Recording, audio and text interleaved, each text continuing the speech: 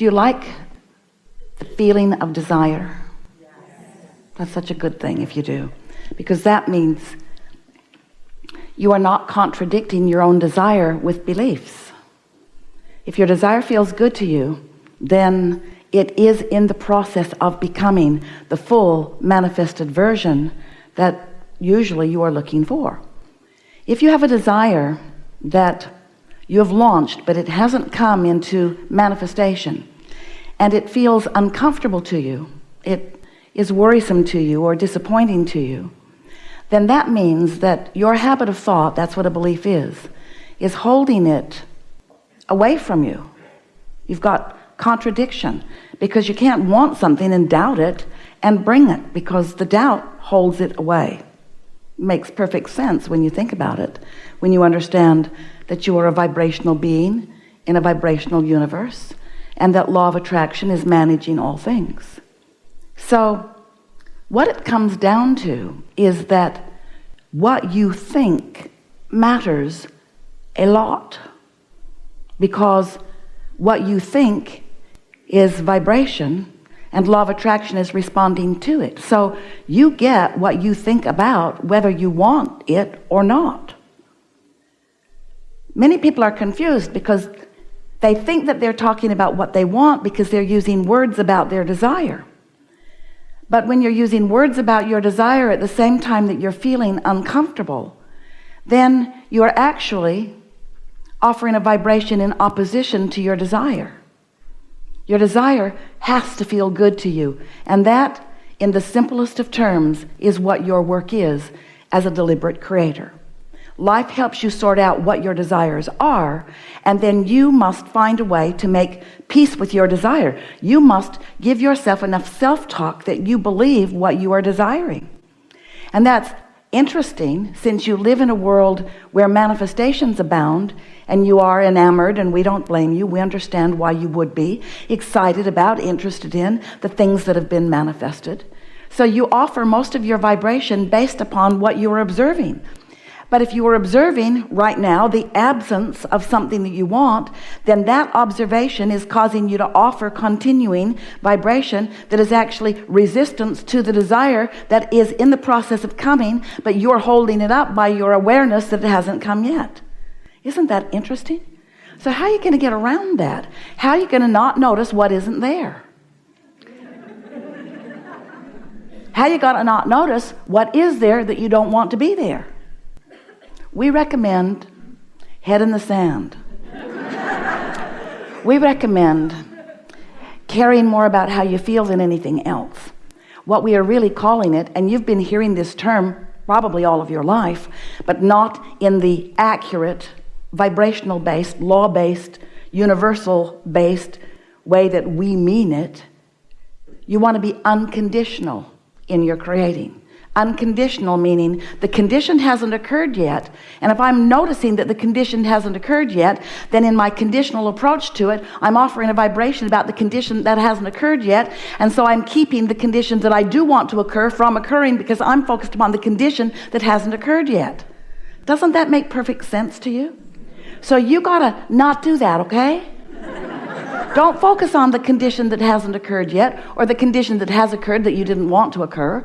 Don't focus on those conditions. Don't make the manifestation such a big hairy deal right now. Don't focus on the outcome. Focus upon the unconditioned, which is what we are wanting to call today the emotional. So let's say that you've decided that you could use an extra $10 million. Oh, you'll get that easily, but we're talking about right away. We're talking about regularly, monthly. We're talking about a lot of financial remuneration coming your way. So let's say you've decided that you want that, and let's say that you spend a little time thinking about it, like all of your life so far, and you really do want that. You want that. If we were to say to you, do you have desire? You would say, oh boy, do I ever. I have this powerful desire. So you've got that desire in place. But we don't want to hurt your feelings, and since we are teachers of deliberate creation, this may not go down well with you, but it's probably not going to happen today. So if you're looking for that $10 million today and not see it, then you're likely to be offering a vibration about the absence of the desire that you want. But you could, if you were willing to be unconditional in your creation, you could find a feeling of prosperity. You could find a feeling of well-being. You could acknowledge what having abundance feels like. You could remember moments of feeling prosperous, or you could remember having seen something that made you feel that way. And you could accomplish right now, in 1 minute or 2 minutes or 5 minutes, you could accomplish in this day the uncondition, the vibration that matches the uncondition of that abundance. And if you do that and you do that often, then it is our absolute promise to you that that manifestation must come into your experience, and relatively quickly, because you will have done what almost nobody does.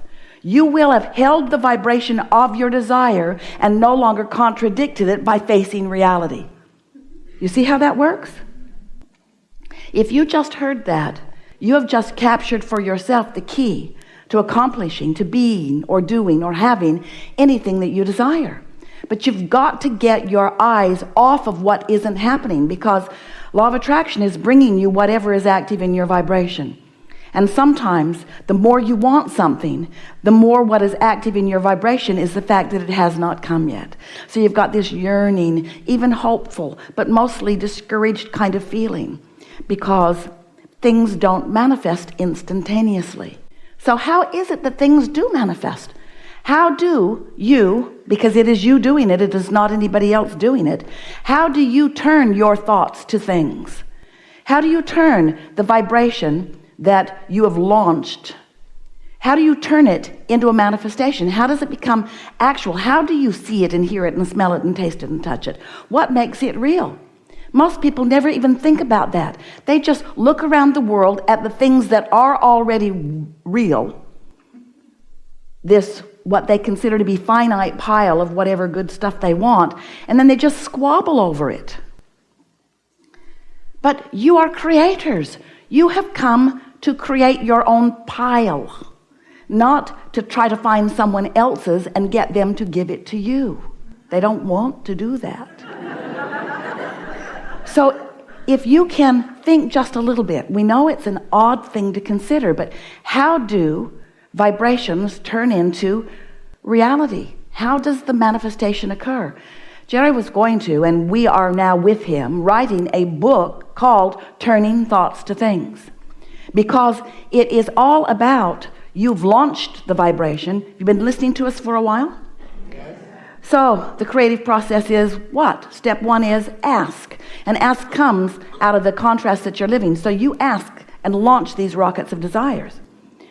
Step two is source answers that rocket of desire, becomes the vibrational equivalent of it, is the vibrational equivalent of it, offers a vibration of it, stands as the accomplishment, the achievement, the fulfillment of what you've asked for. Your inner being stands there as the fulfillment of all of the desires, all of the composite desires, all of the amended desires that you have launched in a vibrational reality. If you've been listening to us for a while, you may have read the book, The Vortex. That's what that is. That vibrational reality. We wanted you to feel the synergy of it. We wanted you to feel the calling power of it. We wanted you to realize that this vortex, this spinning vortex, is calling to its center all things that you've asked for. The question is, are you letting yourself be called to it? Are you in a vibrational place where you are allowing what's vibrationally accomplished by you to be perceived by you in what you want to call real life experience? You said to us, Abraham, I'll play your silly game. I will accept that I create my own reality, and I will accept that law of attraction manages it, and I will accept that I've launched plenty of creations, and I will accept that there is a vibrational version of everything I want waiting for me to achieve vibrational readiness with it. I just want to know, how do I get my money out of the vortex and into the bank? How does the vibration that you're so sure exists, and we are because we see it, we see the fulfillment of what you've been asking for, we know who you are, we know what you're asking for, we know it, we see where it is, we see where you are in relationship to it, and every word we speak is about helping you to achieve a vibrational stance that allows what you have created to flow easily to you. It's already been delivered to you, but you have to find the vibrational frequency that allows you to see it, in the same way that your tuner has to be tuned to the same frequency of whatever the transmitter is, or you don't receive the telephone call or the radio signal or the television signal. In other words, these signals have to match up. So here's the question. Think about this today and tomorrow and forevermore. Does the signal of my desire and the signal of my belief, do they match? Are they matching signals? Because my desire is high flying. Is my belief? Do I believe that it's coming, or do I need to see it first? Because if you need to see it first, then you're living that conditional life that we are talking about. And if you need to see it first, then it's not going to come, not anytime soon. You slowly and sluggishly watch other people and you see what they do, and maybe it causes your expectation for yourself to morph a little bit, but it's so slow going. It's so slow going, and it does not need to be. You have created enough and put it into your vibrational reality, into your vortex of creation, to keep you happily satisfied and busy in terms of action and stuff and things and living your life for 20 or 30 lifetimes. That's how much is there already for you, ready for you to become a vibrational match to. So that's what we talk about here. We're talking about how you can accomplish a vibrational stance that puts you in the receptive mode, so that first the idea occurs to you and the emotion comes with it. That's the first manifestation. That's the first indication. That's the first turning of it from a thought to a thing. And once that thought, from a vibration to a thought, from a thought to an emotion, there it is. It's alive and it's real. And if you can be happy, this is the key. If you can make yourself happy for a little while, with the uncondition of the thought and the emotion. If you can say, I got the best idea and it felt so good to me, it feels so good to me, and I'm so happy with this idea, and not be mad at yourself or at somebody else that the idea hasn't come to full fruition, where you can see it and hear it and smell it and taste it and touch it. Right now you're just feeling it and knowing it and expecting it and glad for it. If you can hold yourself there just for a little while, it is our promise to you that that vibration will gain momentum, and your ability to perceive it will grow and grow and grow until you'll be rendezvousing. You'll find yourself talking to people that know doors will be opening for you, and you will be recognizing it. And you will find yourself this compliant, cooperative, joyful component of your own creation, being guided to the culmination. But it's not just the culmination that you're looking for. It's that journey all the way along. It's the new idea coming and the thrill of it. It's the recognition that you received it and the thrill of that. It's watching the universe knocking itself out to provide evidence for you. Do you know how many clues are there for you in every moment of every day? Because the source within you does know where you stand in relationship to everything you want, and is offering steady guidance about that. Steady guidance to assist you to navigate, hear these words, your path of least resistance. Those words really matter. Your path of least resistance. Esther's laughing, really. She's climbing over things. She said, this is not the path of least resistance that I had envisioned. Everything's on wheels. It was not a problem. It was more fun than anything else.